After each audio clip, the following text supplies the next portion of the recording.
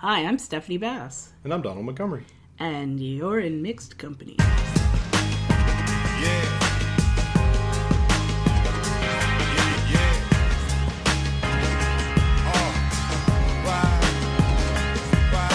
Welcome to In Mixed Company, a podcast discussing mixed race identity and discussing the politics of race constructively and comfortably in mixed racial company. And on the podcast today, handle with care. Do you struggle with white fragility? This is part one of a series that we're going to do on white fragility because I think it's a great topic. Hi, Don. Hi. How's it going? Pretty good. You know, as the resident white person in this podcast, yeah, I know. You're going to be answering a lot of questions today. That's fine. I'm not. I didn't prepare specifically because I wanted to sort of do the questions without knowing what they were in advance. But I mean, the thing with white fragility is, as a white person, we're socialized to be fragile, to be scared of conflict. And I don't think that's all white people, because where I'm from in the States, I know plenty of white folks that are not afraid of conflict. So quite the opposite, really. Yeah, let's rephrase. Don't hug them. No. Because they don't like that. But they'll punch you. That's cool. I think it's more along the lines of sort of like polite society, right? So polite suburban white society tends to be very anti-conflict because it's all about... I don't think talking about race necessarily is a discussion that is going to be a type of conflict necessarily. I think that there's fear of conflict. I don't know. Well, we are going to talk a little bit about white fragility and we're going to talk about a book by the sort of expert on white fragility. She's coming to town, I think next week. Really? Is there any way to get tickets? I don't know. We'll try. I'll see. She'll be in Toronto. So you know what? I will put that information on the blog for any of our Toronto folks that want to go and have a listen. I want to have a listen. Anyways, I will be referring quite often to the book White Fragility by Robin DiAngelo, who's the woman who is going to be speaking in Toronto next week. And she wrote the book on white fragility. Literally. And the subtitle of the book is, Why is it so hard for white people to talk about race? And I think that would be a good subtitle of this podcast, right? Because why?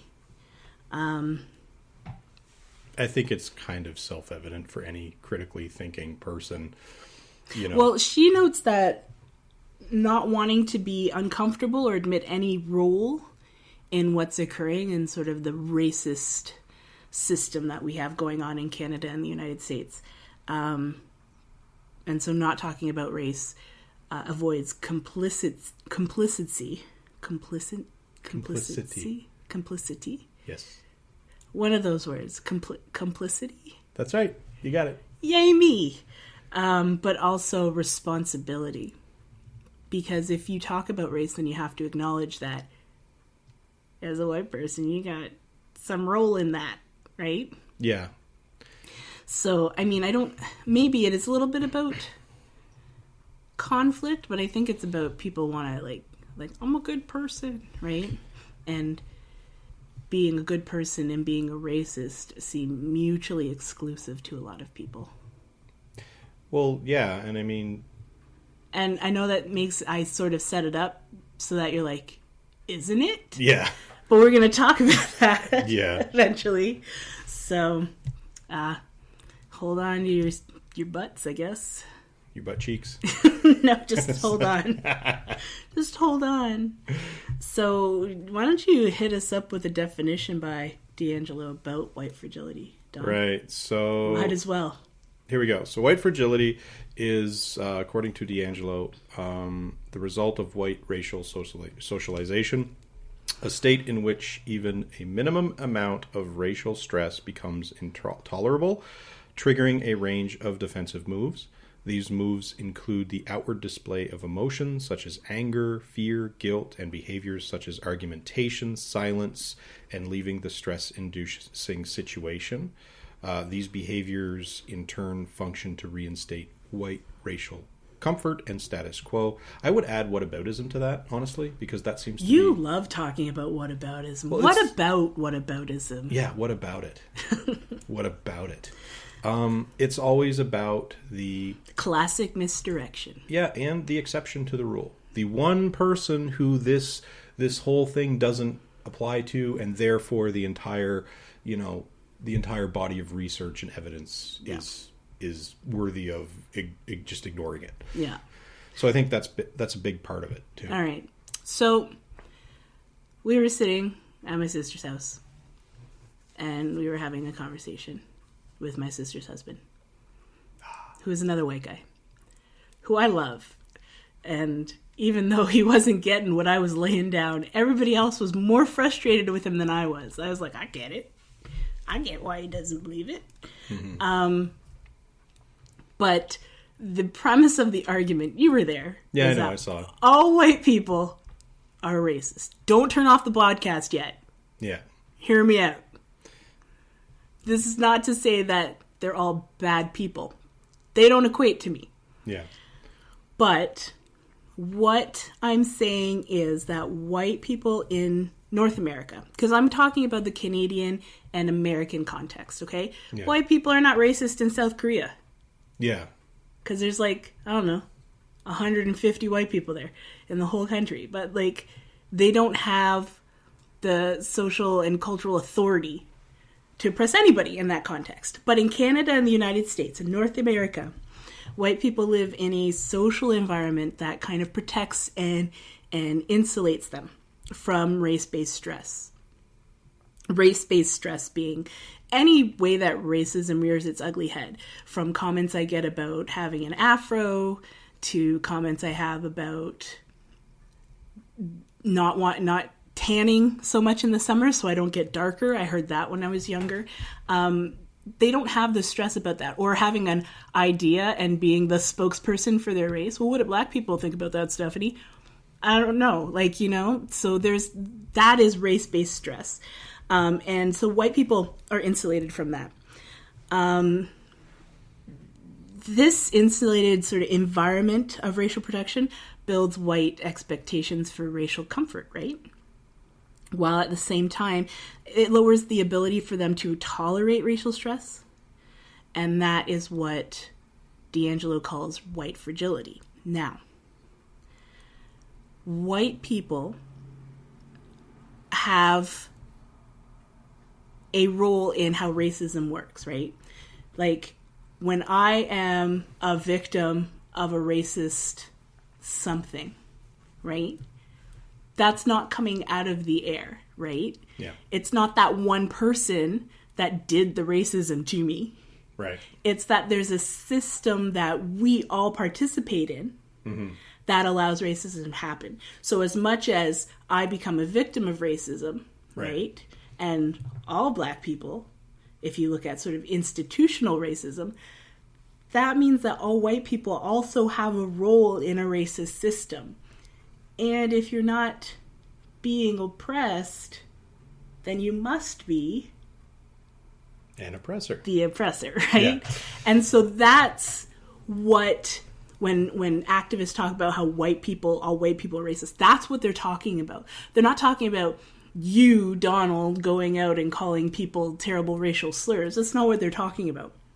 No, they're talking about how, as a white guy, you get these privileges which make you on team oppressor. Yeah, and I mean, I think the other point would always be that, you can be actively racist, you can be passively racist, or you can be actively anti-racist, but you can't be passively anti-racist as a white person. You just can't. I mean, the complicity. Yeah, complicity. Complicity. I'll get it. Yeah, I know. It's interesting. Being complicit in a racist system is not being anti-racist, right? And so if you're not actively fighting against the racist system, then you're part of it. Yeah. And just sort of as, just kind of as an example, if you see someone harassing a person of color and you don't do anything. Because, not my monkey's not my circus, right? Yeah, you don't want to step in or whatever. That is a passive action. You're not doing anything to stop the which act. makes you complicit in a racist system because you're letting that happen. That's right. Now, it's that realization that people are complicit in a system, even if they have personally never done anything we consider quote unquote overtly racist, that makes white fragility such a problem. Because recognizing your role in that is triggering for white people and makes them defensive, right? And so they end up being angry or afraid or guilty, or they argue or they don't say anything in order to get out of that conversation. Because I think a lot of white people equate being a bad person with being a racist. Yeah. But there are good people that are complicit in a bad system. Yeah. And I know that that's hard for people to get their heads around, but there are good people that try and help, don't use racial slurs, don't, actively... They're polite. Yeah, and oppress kind. anybody interpersonally. Yeah. However, they also don't go out of their way to try and break that system, right? Yeah. And if you're not actively doing that, and there's a lot of ways to be actively anti-racist, then you are complicit in that, which doesn't overturn all the good things you've done, just makes you complicit in a system that's not the greatest, right? Yeah, because the weird... Which I think takes away an element of control as well, right? Because... Yeah. Oh, absolutely. I'm doing all these things to be a good person and I'm still racist. Yeah. Well, racism is like... Racism is both a noun, which describes a system, and a verb, which describes an act. Yeah. So the problem is that a lot of people forget the noun part. They forget the fact that it is a system. They recognize that it is a personal act, and they don't want to go further than that. So there's racist people, but the system itself isn't racist, despite the fact that the entire system is in fact built on racial oppression and hundreds of years of it. Yeah. So, you can't... It's kind of like when people talk about philosophers who worked for the Nazi Party and they want to, Your brother? Yeah. Is that what you're alluding to? Yeah, Heidegger and that conversation. That was a great Christmas. Oh my God. So, but the idea is, a person's ideas don't exist in isolation from where they live, what they think, their community, all that stuff. So to pretend that someone who wrote something, that talks about this sort of utopian system, and then pastoral existence, and then forgetting, but only for the Aryans. Yeah, and then forgetting that there's a context in which it was written and produced and presented. Right? Oh, hey, here's the Nazi dream. Okay, so before you started ranting about Nazi philosophers, what is the connection to what we're talking about here? Right. So, racism as a noun and racism as a verb. All right. The connection between the two is often missed by people who look like me. Okay. White people. Yeah. White people. Because we don't want to admit that the system is set up on all this stuff. That's what I was trying to say. And one thing that I noticed with some of my white friends, who I like they're my friends, but if you call them white people, they get, hey, whoa, why you gotta bring that into it? I'm like, 'cause you are white. like that fragility comes right away as soon as you say anything. Well, it's kind of like deer in headlights, where you're like, oh, what's coming? Yeah. And that's the fear component to it, where it's just like, oh my god, I'm gonna have to say something or do something. I'm scared I'm gonna make someone upset with me, or I'm gonna offend somebody, or I'm gonna be called out, and I don't want to be called out because I'm not a bad person, and it's just those nerves and the sort of instinctive, on guardedness, that cuts down any opportunity for actual, discussion, conversation, and growth. And I think that it's funny because if you talk to a person of color, they'll talk about race. Well, yeah, because they'll tell you. It's part of their existence every day. So, I'll tell you. That's part of the reason why I do this podcast. I'll tell you, white people. Yeah. What you want to know. Yeah. So, okay. So, Don. Yes. We're going to do a little experiment. Oh, boy. We're going to see if you suffer from white fragility. Oh, goody. And what we're going to do is we're going to use a little white fragility self-test, which I did not write. I am using it by permission by an author named Allie Henny. She's a Black woman who has a great blog, which I will link to our blog, which is called The Armchair. And it's at thearmchair.com. And she also is on Instagram under Allie Henny, Henny. And I emailed her and asked if she would let me use this self-test on you. I didn't ask if I could use it on my white husband, but I instantly thought of you when I saw it. So does that mean you think I'm fragile, or do you think... I don't know. Okay. We're going to find out. You're like, this is interesting. Yeah, and if you're listening, feel free to play along at home. Donald will give you his answers. He doesn't look nervous at all. Yeah, I know. You look a little nervous. Well, my concern is that, obviously I don't want to come off as some jackass, basically. Okay, language. Sorry. Yeah. Jerk face. Yeah. I don't want to come off as an awful person, but at the same time, I mean, But I just said that even if you are... If you're a good person who happens to be complicit in a system, you have to know and acknowledge that you are in order to change it, right? Absolutely. So you're not going to come off yeah as a jerk or anything like that, because you've got to acknowledge it, right? Yeah, of course. And that's why it's interesting, because it's almost like, my whole upbringing. Are you stalling? A little bit. My whole upbringing fits into this definition. Yeah. Right? And so it's like fighting against my programming. Yeah. But I think that that's going to be normal for a lot of people if they do something, like if they do the self test or assessment and they look at this and they say, "Hey, am I white, like, do I have white fragility, and am I this type of person?" Yeah. And I mean, these are That's just normal. questions for you to consider, okay? Yeah. So, Donald, I'm going to make you answer them. Yep. But everybody else, Yeah. feel free to just consider, right? Like, and we'll see if you suffer from white privilege. White fragility. White fragility. White privilege is pretty much a given. You do suffer And from it's white privilege. not so much I suffer from your white privilege. Yeah. Anyways. Moving on. All right, here we go. Okay, so First ready? Question number 1. Do you feel defensive when a person of color says white people? Or whiteys? No. Okay. But when I was, like, before I got to this place, I did.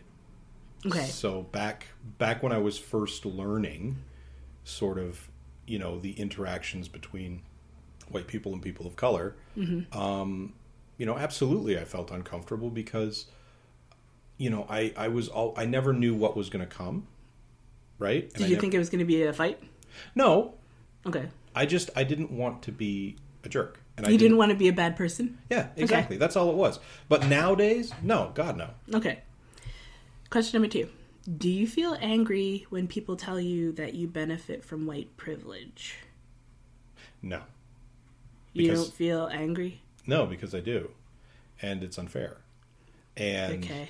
This is backfiring. Yeah. Again, a lot of my answers are going to be sort of in the present, based on, over a decade's worth of self-reflection. Yeah. Right? Like, we're talking a long time of me. And your black wife yelling at you. Yeah, that too. Right?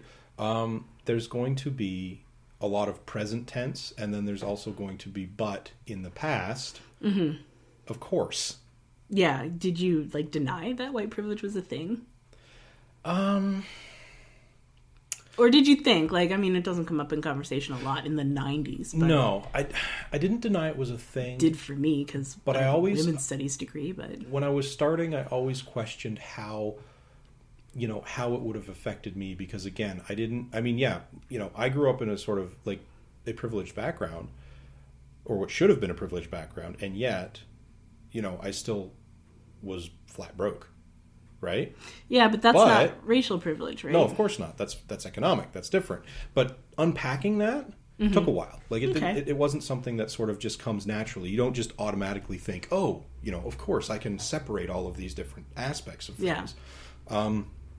You just look at it and you say, I'm broke too. What's Yeah. what's wrong with that? Like, why am I still, I don't have a job. What's going on? And it's not critically examining the component part, the racist component part to it. Okay, question 3. Yep. When a person of color talks about race, Mm-hmm. do you feel defensive because you think they're describing things that you do No. or think as racist? No. And that's actually that's been pretty straight through everything, and the reason is because I've never, I hope anyway, I've never done anything overtly racist. Mm-hmm. Right? And so when when a person of color talks about a way that they've been treated or something that's happened, I listen to that, and if I haven't done it, then it's not on me. However, there's always another component to that, which is the complicity part, right? So if I haven't actively worked against it... I know, but this question's not asking that. It's like, Yeah. if people are like, if I'm like talking with Saja and I was like, can you believe what she said about my braids? Yeah. And like, do you think that, No, do you internalize that as saying something against you? No. Okay. No, I don't. Question 4. Do you feel angry or annoyed by the above questions? No, not at all. I'm annoyed you're asking me. I'd say that these are fair questions. And the thing is that if you're starting to feel that, my guess is that that's because all those nerves are rising up because you're like, I don't like this. This is not good, And that's something to think about.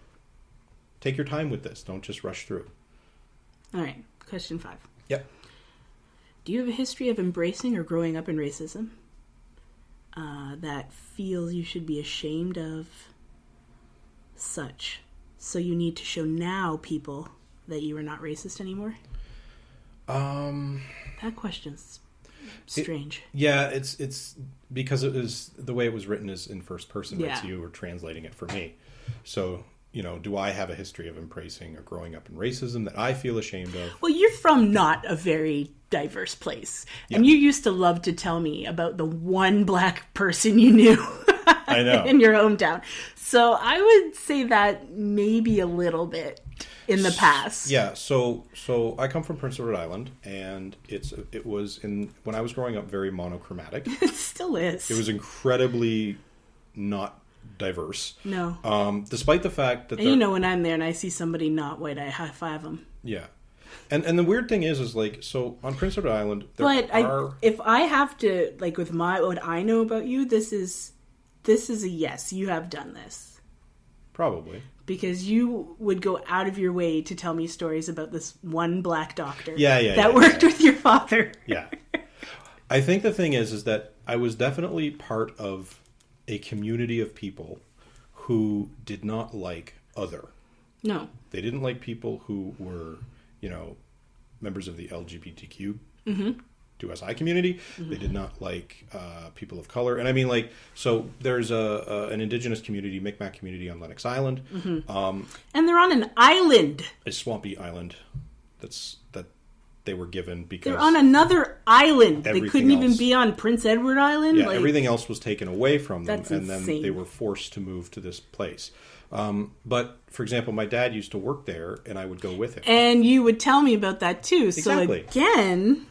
I highlight the episodes from my youth where I was...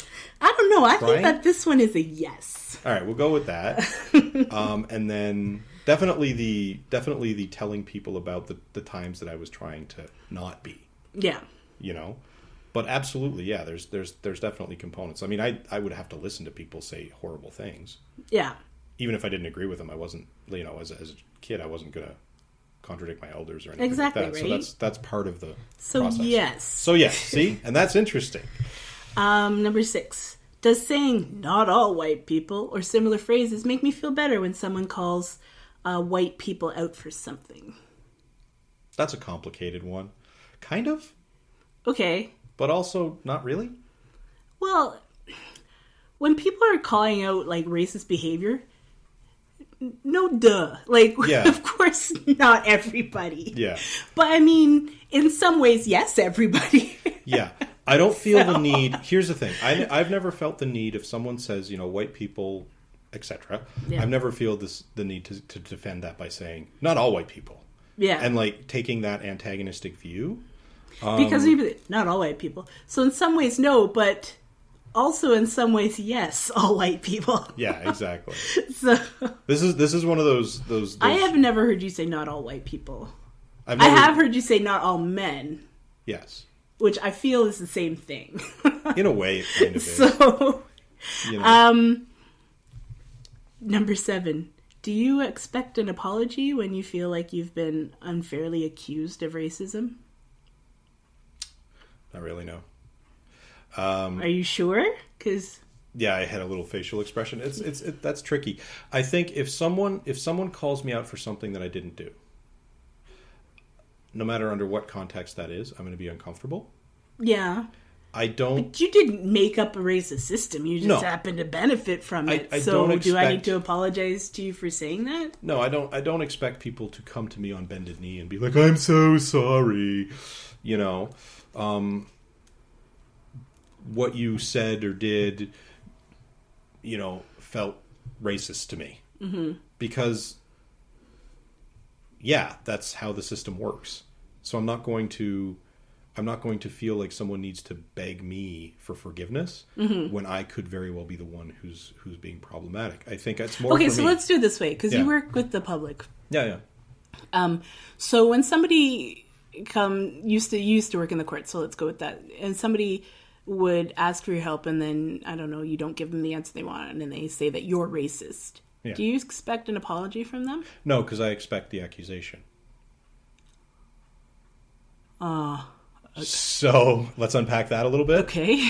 So when you work for the court system in Canada, right, and you're a frontline person, you will deal with every accusation of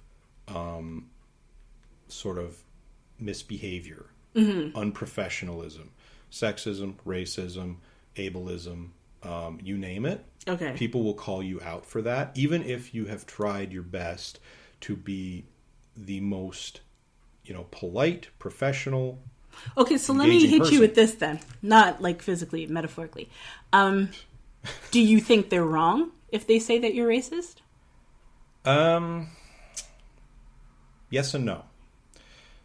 I think that sometimes the systems we create actively think that the justice system is completely racist and problematic. Yeah. So I would say he's probably right if they were to throw that at you.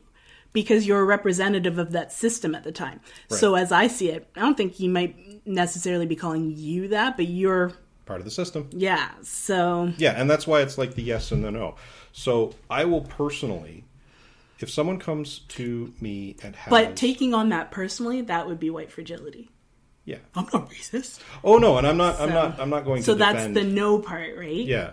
I'm not going to defend the institutional sort of barriers that are put up for people who are either, living in poverty or have like disabilities, low levels of education, literacy, whatever, or who are people of color who also have all of these issues. You know what I mean? So don't go too far off. Yeah. So you don't expect an apology. No, I don't expect an apology. Okay. All right, let's put a pin in that one. 8. Do you feel better when you say or hear or read, quote unquote, it's okay to be white?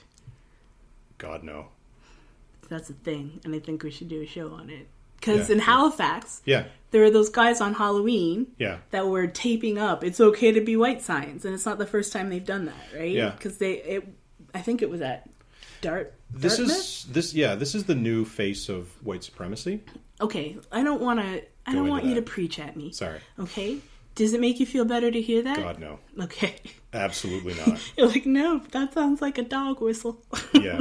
It's number 9. Okay, I'm just going to read this in the first person. Do I try to convince people of color that they're wrong about racism by pointing out people from their racial group who agree with me? No. Because never done that. That is so Fox News. Yeah. Look at this black guy. He says it's okay. Yeah, look at this black guy. We're paying a lot of money to say these things. Yeah, like that Paris guy from CNN. He's a real creep. He's not on TV anymore. Yeah. But he was like, that black guy said okay. Yeah, and that's the thing, right? A single person becomes he's the spokesperson. That's what happens to people of color, right? Yeah. Number 10. Yep. Do I feel the need to talk about how hard my ancestors had it when they immigrated, or explain my own hardships when a person of color talks about being oppressed? Now, no. God, no. I think when there were Irish slaves too. Oh yeah, God! I think I don't care. Again, when I was first learning, yeah, all of these concepts, I tried to relate it in some way to the struggle that my family and all this stuff had gone through, and me personally had gone through. But then I came to understand that they're two different things, and it's not that it devalues my struggle or my family's history or anything like that. It does not. But the conversation is not about me. And so that's why I no longer feel that that's appropriate. I just don't think it's a good, it doesn't, it's like apples and oranges. It doesn't correlate. Yeah. Like whenever I talk about slavery and there's always somebody that's like, there were Irish slaves too. Yeah. Or if I talk about the Holocaust and they're like, the Jewish Holocaust wasn't the only one. Okay, but it's not a contest. Yeah. It's not the Oppression Olympics. Well, and that's one of the problems, right? Is we always treat and I mean, that's the saddest gold medal to win. Like, it's not something you want. All right. Let's see. Number 11. Do you think racism would just go away if people stopped talking about it? No. Because human beings exist in a very binary system. All right. No, it's not, because ignoring something doesn't make something go away. There we go. Number 12. Does being told that I say, think, do, or otherwise value... Oh, something I say, think, do, or otherwise value is racist make me want to shut down, leave, express my discomfort, displeasure in some way? No, I'd rather understand what it is. Okay. So I'd rather talk about it and figure it out. I mean, you know me, I talk a lot about everything. Yeah, you do. So for me, it's always been, I've always been that way. So for me, it's always been, okay, why, how, and what next? All right. This one I'm really interested to hear. Oh, goody. Do you feel the need to state that you have friends, families, or a wife who are people of color when someone accuses you of racism? No. I don't, actually. Are you sure? Yeah, I'm sure. I am. Okay. And here's why. My mother does that. Yeah, I know she does that. She does that a lot. Usually right after saying something incredibly problematic. I can't be my husband's a black man. Like, okay, that was a terrible impression. You should tell the joke that she always tells. I can't remember because I've blanked it out. It's disgusting. Oh, yeah, it is. And no, I'm not telling that. Oh, okay. We are a family show. Yeah, I guess in this case. Hey, if you want to hear it, you gotta comment. You gotta let me know. Yeah, and then it might be shared in and then text I'll share form. It. But no, I don't. I always find that interesting. I mean, you don't tell anybody that I'm a black person? I do, but not in that context. So, for example, if someone's talking about racism, yeah, I don't automatically inject your sort of existence as a person of color into that. A black ass wife? No. Yeah. So instead, it'll come up in other ways. Okay. At other times, and not when someone is talking about specific experiences of racism. All right. Okay. Okay, I believe you. Okay. Number 14. Do you feel the need to prove you're not racist? Yeah. Yeah, I guess that's true. Because, again, I don't believe that you can be passively anti-racist. I think that you need to be active. Yeah. And, I mean, part of that is... I mean, I do think that that's a little bit of fragility, too, right? Like... Yeah, I want to show that I'm not part of the bad group. Yeah. So, number 15. I'm going to read this in first person because it's long, okay? all right. So pretend it's your own voice. Do I feel that my opinions and perspectives about race should be given equal weight to that of a person of color? That I have something unique and important to contribute to race conversation? And or that it's unfair that I be told to listen more than I speak? No. Not anymore. Not anymore. I did at the beginning because I thought if I'm not... You were a genius? That too. I mean, I went through academics. I went to grad school. I thought I was... Ooh, bully for you. So know. did I. Yeah, I know, exactly. I thought that was somehow special and not, I mean, it's... You don't have to be a genius. Yeah. To get there. And so I think, and that's kind of one of those myths that you buy into, right? That you're special and you've got this sort of unique voice and mentality and all this stuff when really you're just in the right place at the right time with the right grades. I feel that white people they could be given equal weight when they're talking about white fragility or their role as an oppressor in racism. Yeah. But telling me that some guy called me a monkey at Starbucks is not racist? I agree with that, yeah. I think that we have... Thanks, random white man. Your opinion is noted. That's what I say to that. Yeah, unpacking our role. We have an equal voice. Mm-hmm. Talking about the experience of people of color, absolutely not. Mm-hmm. And frankly, that's where we need to take a step back because we can't lead that conversation. Yeah. Nor should we. Okay, last one. Yep. 16. Do I feel the need to defend myself on any of the above points? In the comment section below. Not really. So that is on her blog or on my blog. Yeah, no, not at all. I don't feel like, because then you're just, you're just like the exception to the rule, right? Yeah. Sorry, I tap on the table and it makes noises. Yeah, please don't tap on the table. I won't. But no, I don't. I don't feel the need to defend it because, again, I've come to a point where I'm comfortable. Yeah. And yeah, when I first started. Okay, so Saj, my sister, always makes fun of me because I get into these Facebook fights. Yeah, that's proving the point. Though. And she gets so annoyed. Why are you fighting with these people? Yeah. I don't know. But I would be the person, like, if I was a white person and I had fragility, that would be my Achilles heel right there. The comment section. Yeah. So Henny writes, if you answered yes to any of these questions, any of them, 1 to 16, if you only answered yes to one, then you're still dealing with some white fragility. Of course. So, I mean, what's the next step, Don? We took a quiz. You are fragile. Oh, no. So now what? What do we do? Nothing happens. Congratulations. Yeah, It's like, that's the thing that everybody... Fear of the event, the anticipation of the event and the consequences always outweigh the actual reality, which is... Nothing happens. Yeah, so if you don't want to do anything, you don't have to. If you say, I have to think about this, that's a step in the right direction. That is the first thing you should do is reflect, right? Yeah. And go, oh, why am I so threatened by this? Right? The next thing that you want to do is you do want to look for those different perspectives. Are you going to agree with them right away? Absolutely not. This is a lot of socialization and a lot of years of being trained. Yeah.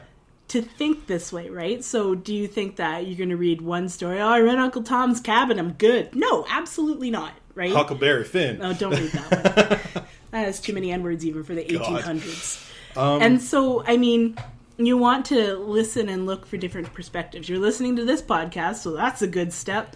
Yeah. But like I said, I'm not the only black person out there. There's people that don't agree with me. There's some people that are way more radical than I am. Yeah. You just have to listen to all of those perspectives. And because you're white, that doesn't make you, and because you're complicit in a racist system, that doesn't make you a bad person. I think that's the thing that white people really need to get out of their head. This doesn't make you a good or bad person. Now, there are racists that are bad people, but what did they do with that racism? Yeah. They took tiki torches and scared the crap out of a bunch of people in a Virginia town, and then they drove their car into... That's what makes them a bad person. Yeah. Right? That they embraced that hate and unleashed it on other people. That's what makes them the bad person. Yeah. Right? Trying to survive and get by and feed your family in a system, and just sort of like, okay, the status quo works for me and my people, so I'm going to stay quiet and work and make money and live quietly. It doesn't make you an awesome person, but it doesn't make you a bad person. No, exactly. Right? It makes you just complicit in a system that hurts other people. Exactly. Now, we're at a point in history where we can afford in Canada and the United States to take care of each other. Yeah. So we should really try and start thinking about that. And one of the good first steps is if you recognize that, you know, you do have a hard time talking about race, that you need to listen to those other perspectives, right? Mm-hmm. When I talk about racist things that happen to me, I'm not talking about that to attack any white people in my vicinity. The guy that called me the monkey, the guy that actively acted on his, not only his complicity, but like complicity? Complicity. I did it. Complicity, but he acted on calling me a name to tear me down, to make me feel bad. That's what made him the bad person. Yeah. Right? And so I think we really need to separate this, oh my God, I recognize that I'm part of a racist system that makes me a bad person. No, that's not how that works. Yeah. This system was here long before any of us came around. So now we need to navigate our way out of it. And it's going to be hard because everything in our society that we know has been built on this system, especially in Canada and the United States, because everything had been built by slaves, by massacring Indigenous people. Like, just the very creation of our countries. Yeah, the nation building that happened. Right? How we're built on this sort of racist principle that if you're not white, you ain't all right. So... Yeah, I mean, like the Chinese laborers for the railway. Yeah, like... In Canada, that's just huge. Infrastructure, like, has been built on the backs of people of color because they were not seen as human. They were not seen as much as a person as white people were. And we need to get good with that. And I think that's what the Indigenous Truth and Reconciliation that we see happening now, that's what that's about, right? Yeah. It's like, you need to get good with this is how the country came to be. And I think it's very difficult because in Canada we have this sort of mythology that we're not like America. Yeah. We're the pastoral, agrarian, peaceful folk. Yeah, but we're not. No, right? Like, if we look into Canadian history, we have slavery. Oh, yeah. We have segregation. Huge genocide and massacre of Indigenous people. We have tons of segregation. We have just, Yeah.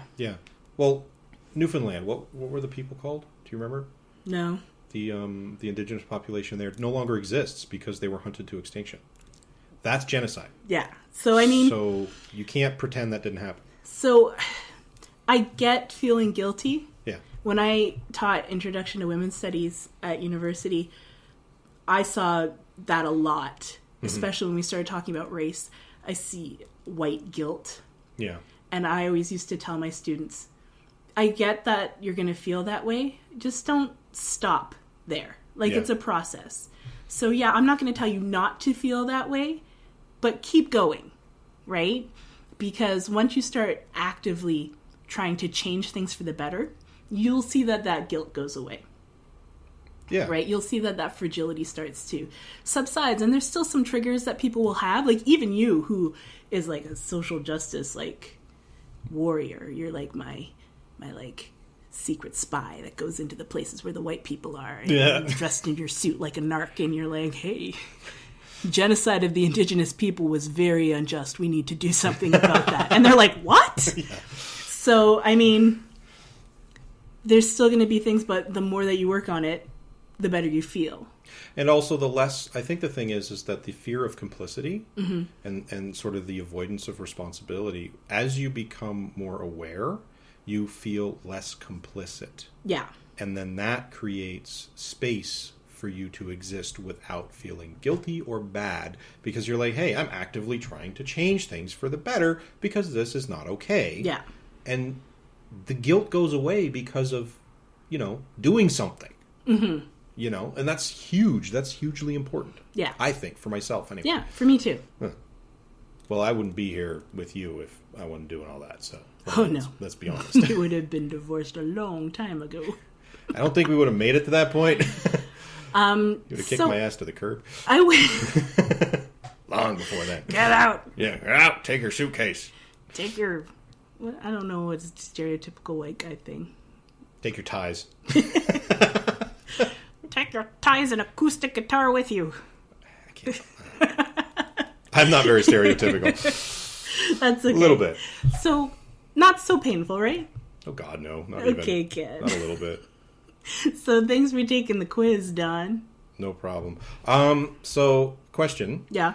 Now that we've done this, I see that the outline is a bit longer. Are you going to post all this stuff? The extra stuff? Well, this, like I said at the beginning, if you were listening, this is part 1. Oh, right. This is a series. Yeah. So, this is, do you suffer from white privilege? Let's just break it down. So, check mark. Probably. Probably. So, that's part 1. Are you white? Yes. Probably. Most likely. Yeah. Ain't your fault, but most likely. Yeah. So we're going to keep moving on because this is a really big topic. Well, yeah, I mean, if someone can write a whole book about it. Several books. And, I mean, she's not the first person to come up with it. No. She's the first white person to write it in a book. And suddenly that gives all the... I don't think so, because she does quote a lot of black thinkers and anti-racist scholars. But anyways. It's interesting. Yeah. So, thanks for the chat, Don. Oh, you're very welcome. And thanks. Just because the podcast is over doesn't mean the conversation has to stop. We would love to hear your comments, reflections, and questions. Visit us at our blog, imcpodcast.blogspot.com, or tweet to us at imcpodcast. If you're a Facebook user, we have a page there too at facebook.com/imcpodcast. New episodes upload every Sunday. Our theme song is called Righteous Fight by Angara. Thanks for listening. See you next week.